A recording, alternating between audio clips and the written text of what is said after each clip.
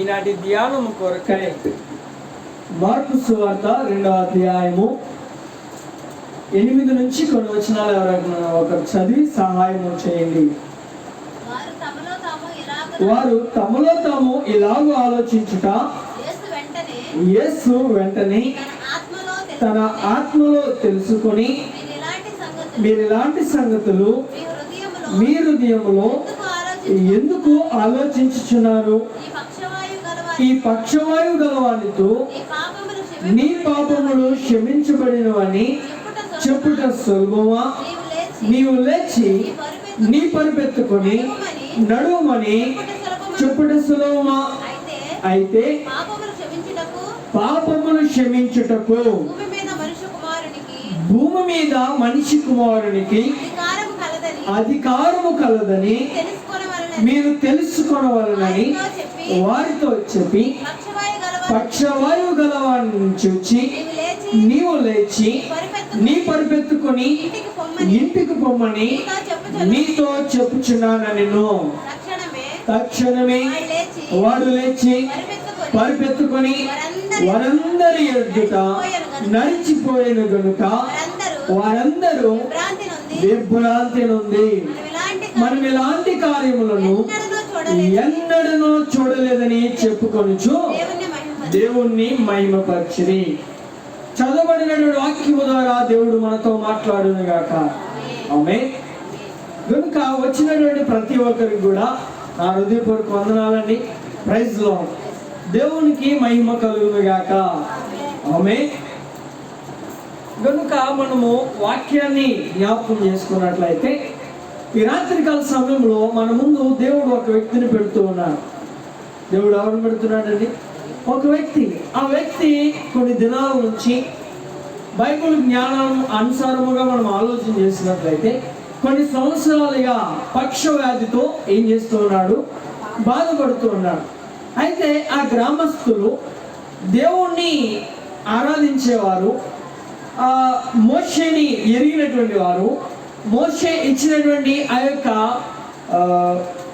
10 ఆజ్ఞలను, ఆ యొక్క ధర్మశాస్త్రాన్ని జ్ఞాపకం ఉంచుకున్నవారు, ప్రభు మీద కొద్ది గొప్ప విశ్వాసము కలిగినటువంటి వారు, యేసు ప్రభు వారు ఈ గ్రామంలో ఇలాగా కొన్ని సూచక్రియలు చేస్తున్నారని వారు తెలుసుకొని ఆయన యొక్కకు ఇతన్ని మనము తీసుకెళ్ళగలిగితే ఆయన ఇతన్ని స్వస్థపరచగలడు, బాగు చేయగలడు, ఇతనికి కలిగినటువంటి వ్యాధి నుంచి దేవుడు విడుదల చేస్తాడని చెప్పి వారు కొంచెం ఆశ కలిగి విశ్వాసం ఉంచి దేవుడి మీద నమ్మకం ఉంచి మంచం మీద అతన్ని పట్టుకొని ఆ యొక్క యేసు ప్రభు ఏ యొక్క ఇంటి దగ్గర ఉన్నారో ఆ ఇంటి వద్దకు ఆయన్ని ఏం చేశారు? తీసుకొచ్చారని చెప్పి మనం చూస్తూ వచ్చాం. కనుక అలా తీసుకొచ్చినటువంటి వ్యక్తిని యేసు ప్రభు ఎందుకు తీసుకెళ్దామని ఆలోచన చేసేపాటికి అక్కడ 2-3 వచనాల్లో మనం జ్ఞాపకం చేసుకున్నట్లయితే అక్కడ ఆయన ఎంట ఉన్నాడని వచ్చినప్పుడు అనేకులు కూడి ఉండుట చూచిరి కనుక వారు అక్కడికి వెళ్ళుటకు ఏమీ లేదంటండి, స్థలము లేకపోయాను. ఎందుకనంటే దేవుడు లోపల వాక్యాన్ని బోధిస్తూ ఉన్నారు. ఏం చేస్తూ ఉన్నారు? యేసు ప్రభు వారి లోపల వాక్యాన్ని బోధిస్తూ ఉన్నారు. ఆయన వాక్యాన్ని బోధిస్తూ ఉండగా ఈ యొక్క పక్షవ్యాధి కలిగిన వ్యక్తిని యేసు ప్రభు వారి వద్దకు వారు తీసుకొచ్చిన తర్వాత ఏమైందంటే లోపలికి వెళ్ళడానికి స్థలం లేదు, ఖాళీ లేదు. అంటే అంత బహు విస్తారమైన జనము దేవుని యొక్క మాటలు వినడానికి వచ్చారు. ఏం చేయడానికి వచ్చారండి? దేవుని యొక్క మాటలు వినడానికి వచ్చారు. కనుక దీన్ని ఆలోచన చేసుకొని మనము జ్ఞాపకం చేసుకున్నట్లయితే ఇక్కడ దేవుడు చెప్తూ ఉన్నాడు ఏమిటనంటే, అక్కడ రాయబడింది 8వ వచనంలో ఏమిటంటే, మీరు ఇలాంటి సంగతులను మీ హృదయంలో ఎందుకు ఆలోచించుచున్నారు?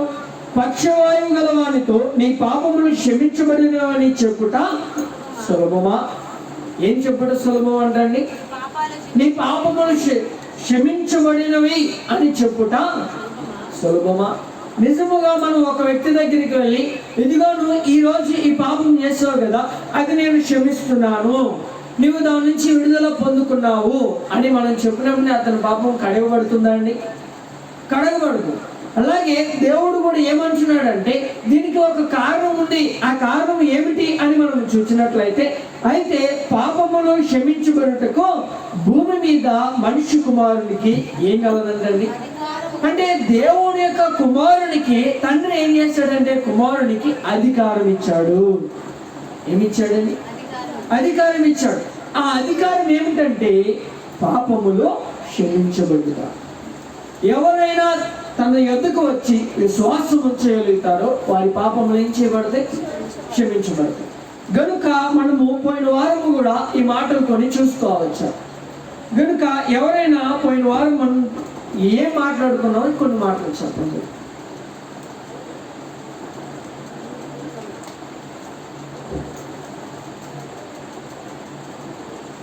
పోయిన వారం మనం ఏం మాట్లాడుకున్నామంటే ఇతని స్వస్థతకు కారణం ఏంటి?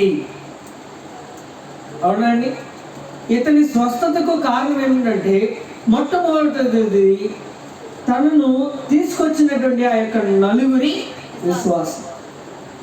రెండవదిగా తన యొక్క స్వస్థతకు కారణం ఏంటి అంటే పాపములు క్షమించబడుట. ఏం చేయబడుటండి? తన యొక్క పాపములు క్షమించబడుట. గనుక మనము వాక్యంలోనికి వచ్చేవాడికి జ్ఞాపకం చేసుకునేది ఏమిటి అని మనం ఇక్కడ ఆలోచన చేసుకున్నట్లయితే, దేవుడు చెబుతున్నాడు తన యొక్క వాక్యంలో ఏమిటంటే అతనిలో ఎన్ని రకాల స్వస్థతలు జరిగాయి. ఏం జరిగాయండి? తనలో ఎన్ని రకాల స్వస్థతలు జరిగాయి. ఎన్ని రకాల స్వస్థతలు జరిగాయని మనం చూసుకున్నామంటే 3 రకాల స్వస్థతలు జరిగాయి. ఎన్ని రకాల స్వస్థతలు జరిగాయి? 3 రకాలు. మొట్టమొదటిగా ఏమిటి చెప్పండి?